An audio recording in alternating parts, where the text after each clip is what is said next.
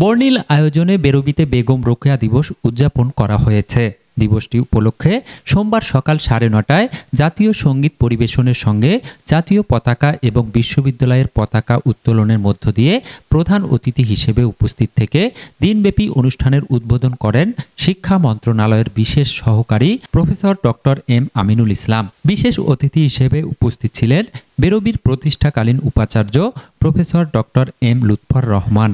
এরপর মহিষী নারী বেগম রোকেয়া সাখাওয়াত হোসেনের প্রতিকৃতিতে পুষ্পার্ঘ্য অর্পণ করা হয়। পরে বিশ্ববিদ্যালয়ের প্রধান ফটকের সামনে থেকে শোভাযাত্রা বের করা হয়। শোভাযাত্রাটি বিশ্ববিদ্যালয়ের গুরুত্বপূর্ণ সড়ক প্রদক্ষিণ করে 1 নম্বর গেট সংলগ্ন পার্কের মোড় ঘুরে পুনরায় বিশ্ববিদ্যালয়ের স্বাধীনতা স্মারক প্রাঙ্গণে এসে শেষ হয়। এ সময় বিশ্ববিদ্যালয়ের বিভিন্ন বিভাগের শিক্ষক, শিক্ষার্থী, কর্মকর্তা, কর্মচারীরা অংশ নেন।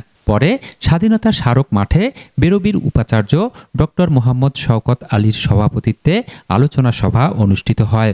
নারী হিসেবে চাই আমরা যে পুরুষের সাথে আমাদের যে সমান অধিকার, এটা এখনো প্রতিষ্ঠা হয়নি সম্পূর্ণরূপে, ওইটাই চাই যাতে আমাদের নারীরা যেত পুরুষদের সমান অধিকার পায়। ওইটাই নারী পুরুষের অনেক বৈষম্য ছিল, নারীদের কোনো অধিকার দেওয়া হতো না, পুরুষ শাসিত সমাজ ছিল, নারী শিক্ষার কোনো জাগরণ ছিল না।